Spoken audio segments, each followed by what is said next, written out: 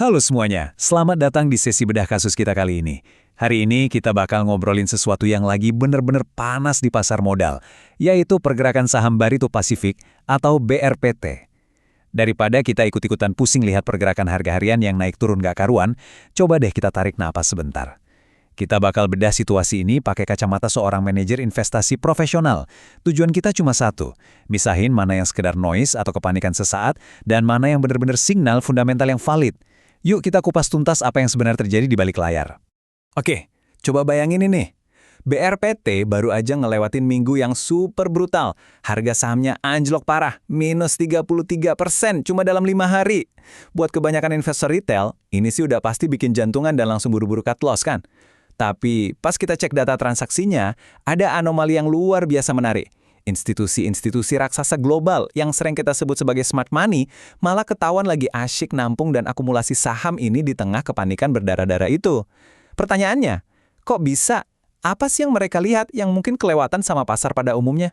Nah, untuk menjawab misteri itu, kerangka analisis kita hari ini bakal dibagi jadi 5 bagian yang simple. Pertama, soal badai sentimen pasar. Kedua, akumulasi asing versus aksi jual retail. Ketiga, fundamental rekor laba kuartal pertama 2026. Keempat, analisis keunggulan bisnis atau moat dan valuasinya. Dan kelima, kita bakal susun skenario harga jangka menengah. Masuk ke bagian pertama, badai sentimen dan kepanikan pasar. Buat nemuin peluangnya, kita wajib paham dulu dong dari mana asalnya kekacauan ini. Kalau kita telusuri lintasan pergerakan harganya belakangan ini, ada fase-fase yang lumayan ekstrim. Bayangin aja, dari kisaran 3.000-an, harganya sempat terjun bebas nyentuh dasar di sekitar 1.250. Terus, tiba-tiba mantul kuat nembus 2.300 di tanggal 5 Mei kemarin. Tapi euforianya nggak lama, karena langsung dihantam lagi koreksi ekstrim 33%. Balik lagi ke area support. Sekarang ada upaya pantulan taktis jangka pendek sekitar 4,9%. Persis di zona support kuat, 1.485 sampai 1.525. Secara teknikal, pergerakan ini super volatil dengan beta 2,85. Sekali lagi, ini benar-benar bukan buat yang lemah jantung. Biar lebih jelas, mari kita runut kronologinya. Tanggal 5 Mei, harganya meroket hampir 25% gara-gara rilis laba bersih yang pecah rekor. Keren kan? Tapi seminggu kemudian, tepatnya 12 Mei, indeks global MSCI ngeluarin 2 anak usaha BRPT, yaitu Brand dan TPIA. Otomatis, ini memicu arus keluar dana pasif secara mekanis. Belum kelar urusan itu, muncul rumor liar di pertengahan Mei soal margin call saham TPIA yang diagunkan. Kepanikan langsung nyebar kayak api.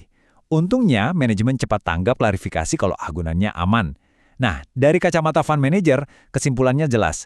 Crash ini murni didorong sentimen dan kepanikan aliran dana, bukan karena operasional bisnis mereka yang tiba-tiba hancur.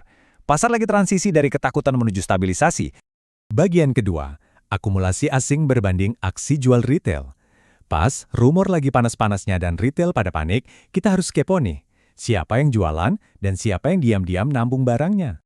Kalau kita bongkar ringkasan transaksi brokernya, kelihatan banget pemisahan yang super tegas. Di satu sisi, ada barisan distribusi atau aksi jual massal yang merah merona. Tapi di sisi lain, ada deretan akumulasi masif yang hijau pekat. Ini adalah setup smart money yang klasik banget. Di dunia profesional, kalau kita lihat ada kelompok broker raksasa asyik akumulasi di harga bawah, pas yang lainnya lagi panik jualan, itu adalah sinyal psikologis pasar yang nggak boleh kita abaikan. Kita zoom in sedikit datanya. 2 raksasa asing, JP Morgan dan UBS, jadi pembeli top. Mereka akumulasi dengan sangat sabar dan sistematis, dapat harga rata-rata jauh di bawah level 1.605. Bandingin sama siapa yang jual di harga bawah, didominasi broker-broker retail lokal dengan frekuensi trading yang tinggi. Artinya apa? Investor retail lagi jualan karena kapitulasi alias nyerah karena panik. Sementara institusi cerdas pelan-pelan nyerap pasokan itu. Mereka tahu persis harga lagi diskon. Nah, sekarang masuk ke bagian ketiga, fundamental dan rekor laba kuartal pertama 2026. Institusi raksasa ini nggak mungkin kan beli kucing dalam karung cuma karena harganya lagi murah? Pasti ada jangkar fundamental yang narik mereka. Kita dihadapin sama 2 realitas yang saling bertolak belakang nih. Realitas pertama, reksadana pasif terpaksa terus-terusan jualan secara mekanis gara-gara aturan rebalancing indeks MSCI.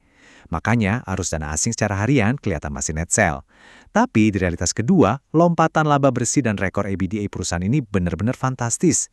Jadi, buat investor aktif berbasis nilai, angka fundamental ini adalah magnet yang sangat kuat.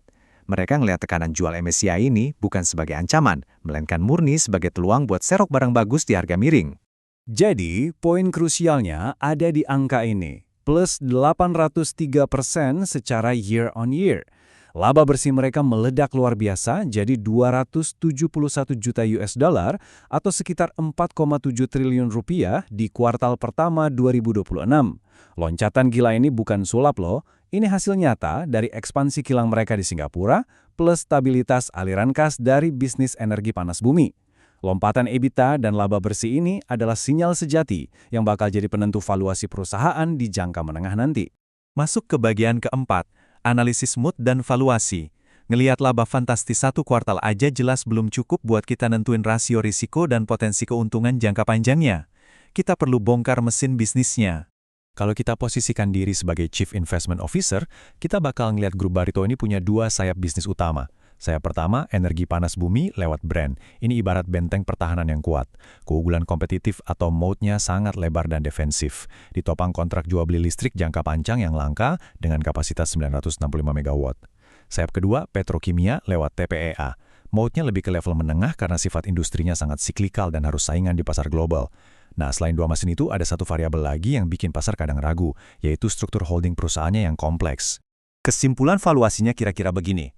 Jangkar utama perusahaan ini adalah keunggulan energi panas bumi yang kokoh buat jangka panjang, walaupun sedikit terpengaruh sama siklus petrokimia dan kerumitan struktur grupnya. Buat manajer investasi, valuasi jangka panjang BRPT ini divalidasi oleh aset-aset transisi energi yang sangat berharga. Diskon harga yang kita lihat sekarang, itu murni kebisingan likuiditas grup sesaat. Fundamental intinya sama sekali nggak rusak. Dan akhirnya bagian kelima, skenario harga jangka menengah. Sebagai profesional kita nggak pernah nebak-nebak buah manggis. Kita susun skenario berdasarkan probabilitas pemulihan sentimen pasar di tahun depan. Tapi sebelum ngomongin jangka menengah, kita harus lihat pertempuran jarak dekat yang lagi terjadi di order book sekarang. Ada tarik-menarik yang luar biasa sengit. Di satu sisi, ada bid wall atau tembok antrian beli raksasa sebanyak hampir 85.000 lot yang menahan harga di level 1.605. Sangat solid. Tapi di atasnya, ada supply wall gede banget menekan di level 1.650 dengan hampir 58.000 lot yang siap diguyur. Siapa yang menang dari pertarungan likuiditas inilah yang bakal nentuin arah tren selanjutnya. Nah, dari semua data tadi, kita bisa susun 3 skenario harga jangka menengah ke depan. Skenario pertama, bullish re-rating. Kalau harga berhasil nembus resistan 1640 dan efek jualan MSCI mulai mereda, harga punya peluang melaju ke 1825 dan perlahan ngejar target konsensus di 2541. Skenario kedua, base consolidation. Harga mungkin bakal gerak menyamping atau sideways dulu di rentang 1485 sampai 1640 sambil nunggu sentimen pasar benar-benar kalem. Skenario ketiga, bearish drop. Kalau amit-amit supportnya jebol karena ketakutan likuiditas makin parah, kita bisa ngelihat harga drop lagi ngetes level bawah di 1250. Perlu diingat terus, beta saham ini tinggi banget, jadi volatilitas itu udah pasti bakal jadi teman sehari-hari. Jadi, analisis panjang lebar ini membawa kita ke satu pertanyaan penting buat teman-teman semua. Saat menghadapi situasi super volatile kayak gini, apakah Anda bakal bertindak berdasarkan kepanikan emosional sesaat atau bersandar pada fundamental dan valuasi jangka panjang layaknya manajer investasi profesional? Keputusannya ada di tangan Anda. Ingat, di pasar modal, seringkali peluang terbesar muncul tepat ketika mayoritas orang sedang dilanda ketakutan. Terima kasih sudah ngikutin bedah kasus ini sampai akhir, tetap bijak dalam berinvestasi, dan sampai jumpa.